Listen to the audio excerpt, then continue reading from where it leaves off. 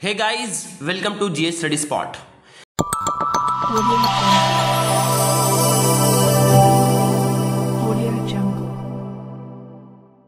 जैसा कि आप लोग देख पा रहे हो कि इससे पहले वाले कई सारे वीडियोस के जरिए आपके माध्यमिक एग्जाम 2025 को आसान बनाने की पूरी कोशिश की जा रही है। इससे पहले वाले वीडियोस के जरिए दरअसल हम लोगों ने मैथ्स के स्ट्रैटेजीज को आपके साथ डील किया था कि किस तरीके से आप लोगों को आपके हाथ में जो 3 दिन का टाइम काउंसिल के द्वारा दिया गया है इसे यूटिलाइज करके अपने प्रिपरेशन को एक करना है। इसे हम लोगों ने कल वाले वीडियो में डिटेल में डिस्कस किया था। अगर आप लोगों ने नहीं देखा है और अगर आप लोग अपने मैथ्स और बाकी सब्जेक्ट के प्रिपरेशन में फिर से ये गलती कर रहे हो तो ज़रूर से उस वीडियो को जाकर देखो। सिर्फ पढ़ने से याद रहे मार्क्स नहीं आता है, पढ़ना स्ट्रैटेजाइज तरीके से होता है। पढ़ना अगर आप स्मार्टली तरीके से करते हो then you will gain the marks, तभी आपको मार्क्स मिलेगा, वरना पढ़ाई तो बहुत सारे लोग करते हैं। तो इसलिए हमने आपके सामने सिस्टमैटिक वे में चीज़ों को अप्रोच करने के लिए तरीका मैंने बताया था और हर चीज़ों को मैंने डिटेल में लास्ट वाले वीडियोज़ के जरिए समझा दिया था।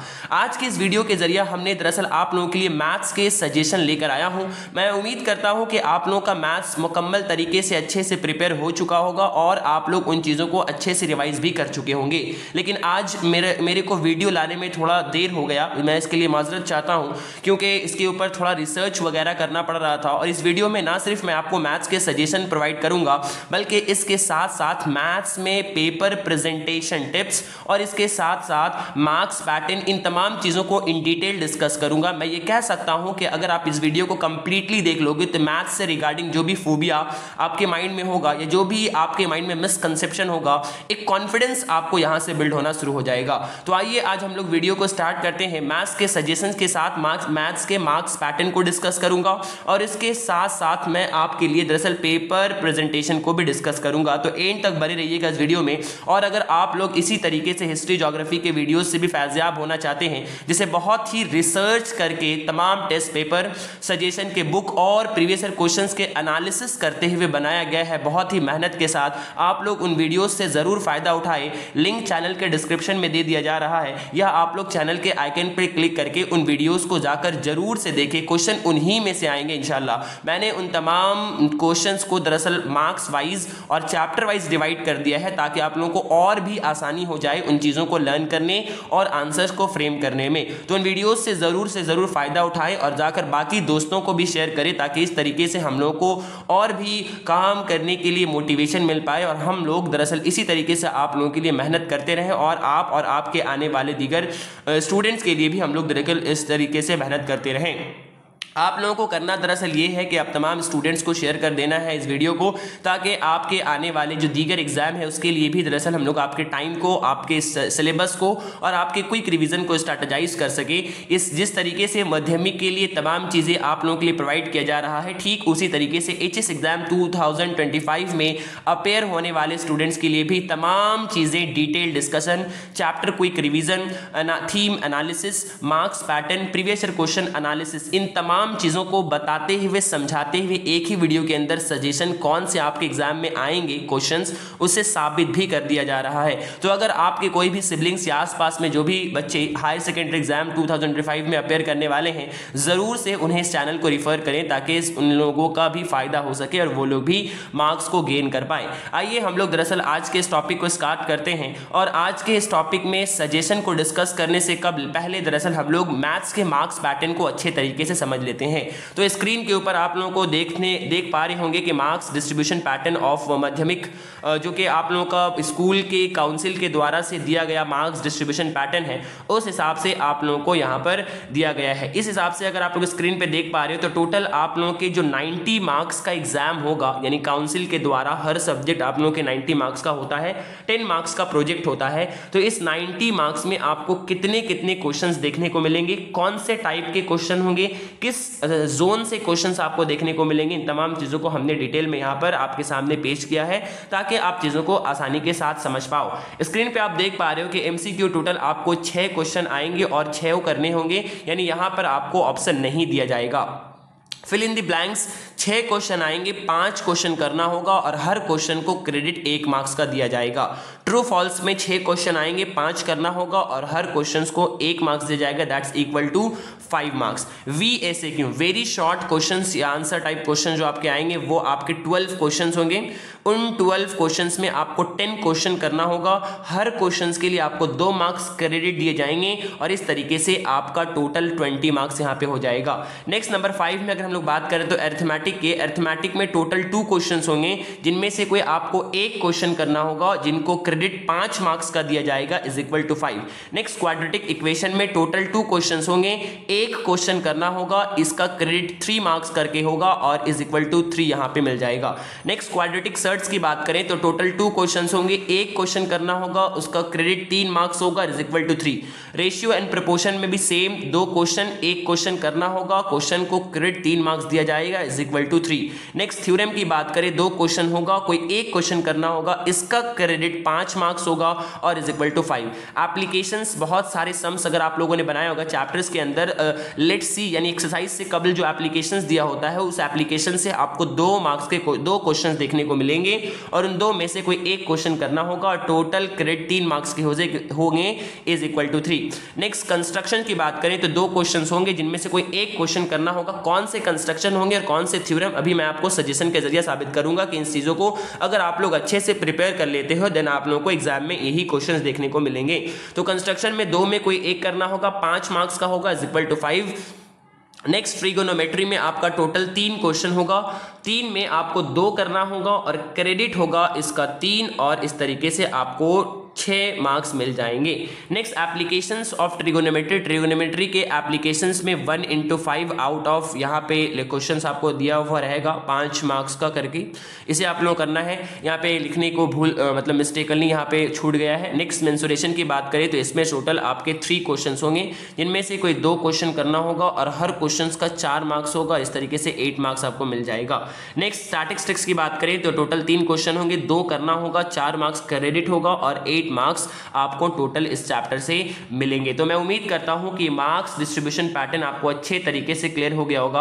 आसानी के लिए आप लोग इसका स्क्रीनशॉट लेकर या अपने कॉपी में नोट कर सकते हो ताकि आपको एक डायरेक्शन मिल पाए, चीजों को समझ आ पाए कि कौन से जोन और कौन से चैप्टर पे ज्यादा आप लोगों को फोकस करना है। मैं उम्मीद करता हूं यहां तक आप लोगों को मार्क्स पैटर्न अच्छे तरीके से क्लियर हो गया होगा। नेक्स्ट अब हम लोग आगे की तरफ बढ़ते हैं और डिस्कस करते हैं the most important part of this video, that is the suggestion for माध्यमिक 2025 जो कि आप लोगों का एग्जाम 15 फरवरी को आप लोगों का एग्जाम है और इसे आप लोगों को कौन कौन सी चीजों को किस किस चैप्टर किस किस एप्लीकेशंस को अच्छे से प्रिपेयर करना है वो आप लोगों को यहाँ पे दिखाया जा रहा है। मैं फिर से एक बार आप लोगों को बताता चलूं कि मैथ्स में चूंकि सेम हूबहू क्वेश्चंस नहीं आ सकते, हो सकता है कि नंबर चेंज कर दिया जाए या सिचुएशंस चेंज कर दिया जाए, लेकिन जो थीम होगा पूरे क्वेश्चंस का वो सेम होगा। अगर आप माइंड को काम रखते हो मैथ्स के एग्जाम में और कंसेप्ट आपका स्ट्रांग है then you will easily solve all the sums. Maths एक ऐसा इजी सब्जेक्ट है जो कि बाकी सब्जेक्ट के मुकाबलतन बहुत आसान होता है। आसान मैं इस बेसिस पे कह रहा हूं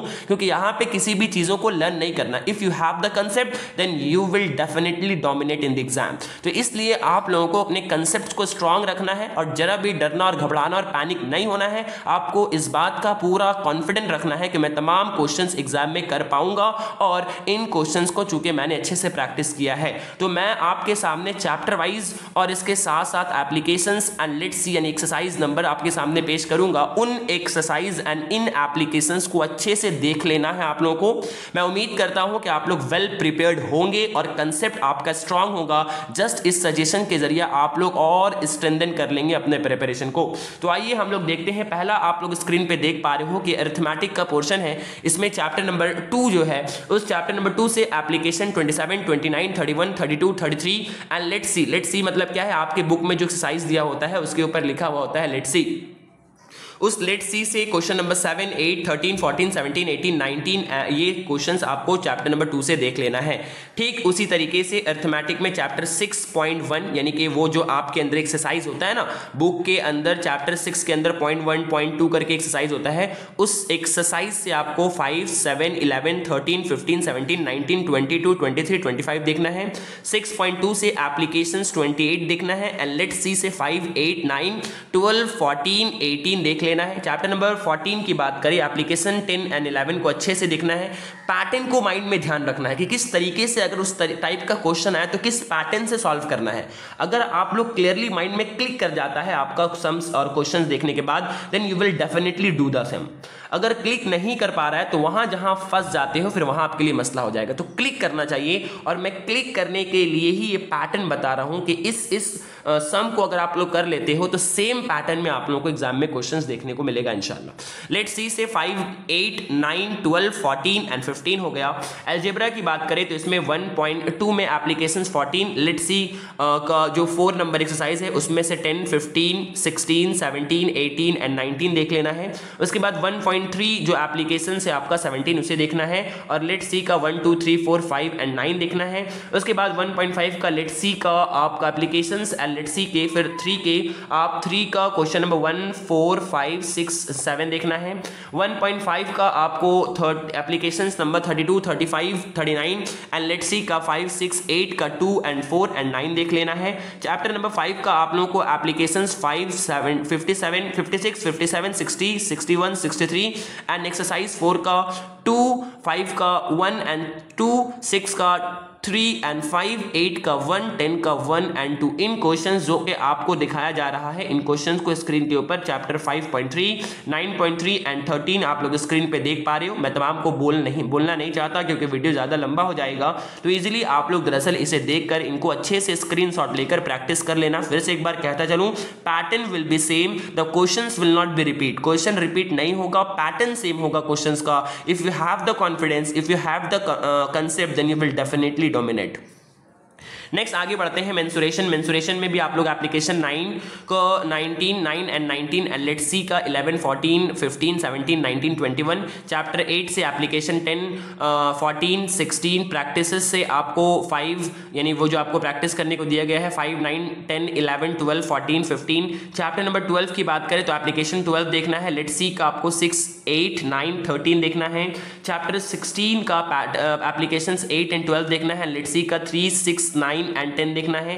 चैप्टर 19 का 4 एप्लीकेशन नंबर 4 एंड 6 देखना है, लेट्स सी का 6, 10, 12, 13, 14 एंड 15 देख लेना है। ये हो गया आपका मेंसुरेशन एक इजी डोमिनेशन इसलिए हो जाता है, एक इजी डोमेन इसलिए हो जाता है क्योंकि यहाँ पर आपको चीजें माइंड, अगर आप लोग प्रेजेंट माइंडेड वहां पे होंगे और आपका कंसेप्ट स्ट्रांग है, देन इजीली आप लोग वहां पे करके निकल जाओगे। अक्सर वह बेशतर बच्चे कहते हैं कि मेंसुरेशन बहुत टफ लगता है। मेंसुरेशन में अगर आपका माइंड है, वहां पर दिमाग मौजूद है वहां पे आपके पास, देन आप लोग इजीली कर पाओगे, क्योंकि यहाँ मैथ्स एक ऐसा सब्जेक्ट है जहां पे आपका माइंड, दिमाग का इस्तेमाल होता है। अगर आप दिमाग लगाना शुरू करते हो देन आप इजीली कर पाओगे। बाकी जो दीगर सब्जेक्ट्स है वहां पर आप लोग अगर लर्न करके गए हैं topic, then you will do. अगर लेकिन यहां पर सिर्फ ऐसा है कि अगर आपका कंसेप्ट क्लियर है और आपने प्रैक्टिस नहीं भी किया है, मतलब प्रैक्टिस किया हो लेकिन करंटली प्रैक्टिस नहीं किया है और 2-3 दफा बस देखा है उसे, तो इजीली आप लोग उस सब्स को वहां से कर पाओगे। ज्योमेट्री में आप जो थ्योरम देख पा रहे हो 48, 49 and 50, definitely you will get the 1 questions from this. इससे आपको एक क्वेश्चंस देखने को मिलेगा 48, 49 एंड 50। बहुत इंपॉर्टेंट है इस मर्तबा के लिए, और ऑप्शंस के लिए आप लोग 33, 34, 38 एंड 42 को भी देख सकते हो। थ्योरम को सॉल्व करने का स्ट्रैटेजी याद रखना है, किसी भी थ्योरम को मगअप नहीं करना है, हर थ्योरम को समझ कर जाना है। एक पैटर्न होता है थ्योरम को सॉल्व करने का, पहले क्वेश्चन होता है, फिर गिवन दिया जाता है, फिर उसके बाद कंस्ट्रक्शन करा जाता है, फिर उसके बाद आप लोग रिक्वायर्ड टू प्रूव लिखते हो, फिर कंस्ट्रक्शन करते हो एंड देन आप लोग प्रूफ में आते हो। एंड देन चीजों को प्रूव करके, अगर कंस्ट्रक्शन है तो करना है, नहीं है तो नहीं करना है, प्रूफ करके आप लोग चीजों को हेंस प्रूव्ड कर देते हो। तो इस पैटर्न को ध्यान में रख करके आप लोगों को चीजों को प्रोसीड करना है, इजीली कर पाओगे। कंस्ट्रक्शन जहां के स्क्रीन पे आप देख पा रहे हो, ड्रॉ इन सर्कल, बहुत इंपॉर्टेंट इस बार के लिए इन सर्कल को देख लेना है। Determine the values of square root of 35, square root of 29 by geometric method, इसे भी अच्छे से कर लेना है। इन सर्कल एंड इंस को अच्छे से कर लेते हो then definitely you will see the questions from the same. Next, draw the square with the area equal to the rectangle, बहुत इंपॉर्टेंट, इन चीजों को कर लेते हो आपका यहां से 5 मार्क्स कंफर्म हो जाता है। तो ये हो गया कंस्ट्रक्शन का टॉपिक। नेक्स्ट हम लोग बात करते हैं ट्रिगोनोमेट्री की। तो ट्रिगोनोमेट्री में आप लोग स्क्रीन के ऊपर देख पा रहे हो कि कौन कौन सा सम्स आपके सामने यहाँ पे आपको देखने को मिल रहा है। चैप्टर 20 का एप्लीकेशन नंबर दिया है, लेट सी नंबर दिया है 23 का 2 का आपका application number and let see number दिया गया है 23.3 का दिया गया है, चैप्टर 24 का एप्लीकेशन एंड लेट सी दिया गया है, चैप्टर 25 का एप्लीकेशंस एंड लेट सी दिया गया है। उसे आप लोगों को अच्छे से क्लियर कर लेना है। नेक्स्ट स्टैटिस्टिक्स के लिए आप लोग स्क्रीन पे जिन क्वेश्चंस को एप्लीकेशंस नंबर देख पा रहे हो, इन्हें अच्छे से मुकम्मल तरीके से प्रैक्टिस कर लेना है, तो आपका काम यहाँ पर हो जाएगा। नेक्स्ट शॉर्ट क्वेश्चन की अगर हम लोग बात करें तो देखो यहाँ पे नोट करके लिख दिया गया है शॉर्ट क्वेश्चंस के लिए MCQ, fill in the blanks, true false and SAQ type questions of all the chapters of the book should be practiced। जो भी दिया गया है उसे आप लोगों को प्रैक्टिस कर लें। चूंकि अब टाइम आपके पास कम है, no need to be panic यहाँ पर नहीं होना है। आपको कॉन्फिडेंस रखना है, अपने ऊपर एतमाद रखना है, कंसेप्ट के बेसिस पे आप तमाम चीज़ों को अच्छे से कर पाओगे। ये एक यहाँ पर इंपॉर्टेंट होता है जिसको आप लोगों को ध्यान में रखना है। तो मैं उम्मीद करता हूँ आप लोगों को ये तमाम बातें समझ आ गई होंगी। अब हम लोग जनरली बात कर लें कि आपको किस तरीके से पेपर प्रेजेंटेशन एग्जाम में देना है। पेपर प्रेजेंटेशन के लिए आप लोगों को सबसे पहला जो काम करना है वो read the question paper carefully. Questions paper को आपको ध्यान से पढ़ना है और डायरेक्ट क्वेश्चन सॉल्व करने नहीं आना है। क्वेश्चंस पढ़ने के बाद माइंड में प्रोसेस करना है एंड देन आप लोगों को सॉल्व करना आना है। वो प्रोसेस बहुत टाइम के लिए नहीं होना चाहिए, वो प्रोसेस जस्ट 5 से 10 सेकंड में आपका पूरा छप जाना चाहिए किस तरीके से आप किस स्टेप को फॉलो करके आप सम्स को सॉल्व करोगे। नेक्स्ट एक इंपॉर्टेंट इंफॉर्मेशन ये है कि जब भी आप लोग सम्स को सॉल्व करोगे तो वहां पे फॉर्मूला को जरूर से मेंशन करना, जिस फॉर्मूला की मदद से आप सम्स को सॉल्व कर रहे हो। सम्स लिखने के बाद फिर लिखना है आपको वी नो दैट, हम लोग ये जानते हैं कि, और फिर वो फॉर्मूला डालना है और फिर आपको सम्स को प्रोसेस करना है आगे की तरफ। याद रहे ये कुछ ऐसी बातें हैं जो एग्जामिनर को बहुत पसंद है या एग्जामिनर जिससे आपका कन्विंस हो जाता है। तो इन चीज़ों को फॉलो करके ही टॉपर्स मार्क्स गेन करते हैं। क्या मैंने बताया, क्वेश्चंस को रीड सही से करना है, फॉर्मूलाज को लिखकर सम्स को आगे प्रोसीड करना है, और जब आप सम्स को सॉल्व करने के बाद जब आंसर लाते हो तो उसे एक बॉक्स के अंदर बंद कर देना है। किस तरह से, आप लोग स्क्रीन के ऊपर देखो, मान लो आपने सम्स लाया, मान लो कि 3 इक्वल आपका जो x का वैल्यू आया है वो मान लेते हैं हम लोग x इज इक्वल टू 3 आ रहा है, तो इसको आप लोगों को बॉक्स में बंद कर देना है और फिर लिख देना है आंसर करके यहाँ पर। तो इस तरीके से आपको इन चीज़ों को फॉलो करना है तो आप लोग इन चीज़ों को इजीली यहाँ पर कर पाओगे। नेक्स्ट रफ वर्क, आपको जिस भी चीज़ को फॉलो करोगे रफ वर्क उसके साइड में आपको करना है। जिस भी क्वेश्चंस को आप कर रहे होंगे, जब आप लोग कंस्ट्रक्शन या थ्योरम बना रहे होंगे तो डायग्राम्स को अच्छे से बनाना है, क्लियर बनाना है, और डबल पेंसिल इसमें नहीं चलाना है। एक दफ़ा आप लोग को वहाँ पर पेंसिल वगैरह चलाना है, इस बात का ध्यान रखना है। उसके बाद जिस भी क्वेश्चन में आप फंस जाते हो तो यहाँ पर अपने ईगो को नहीं लाना है बीच में कि नहीं ये क्वेश्चन मैं करके ही आगे बढ़ूंगा, ऐसा बिल्कुल भी नहीं करना है। क्वेश्चंस को स्किप कर देना है अगर आप क्वेश्चन पे फंस रहे हो, क्योंकि यहाँ पे मेन कंपटीशन टाइम का होता है और एग्जाम में अपने दोस्तों वगैरह को ज़्यादा इग्नोर करना है ताकि वहाँ पर आप लोग दरअसल ज़्यादा फोकस अपने पेपर प्रेजेंटेशन या आप लोग अपने काम पे कर पाओ। और इस तरीके से आंसर वगैरह को अच्छे से लिख कर आना है और कोशिश करना है कि कंस्ट्रक्शन और जो थ्योरम वगैरह होता है उसे एक ही पेज में किया जा सके ताकि बार बार एग्जामिनर को पेज टर्न करने की जरूरत ना पड़े। इससे एग्जामिनर का जो माइंड होता है वो थोड़ा सा डिस्टर्ब हो जाता है और फिर इस तरीके से बार बार आपके लिए वो उसके लिए मसला हो जाता है, तो फिर वो आपके लिए मसला खड़ा कर सकता है। तो इसलिए इन चीज़ों को ध्यान रखना है। ज्योमेट्री एंड थ्योरम को एक पेज में करना है,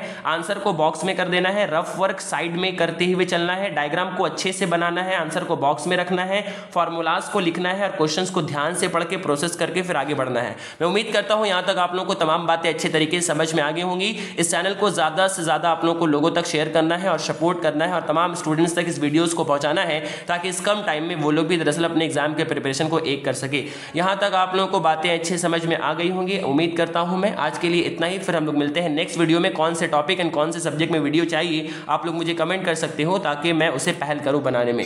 थैंक्स फॉर वॉचिंग।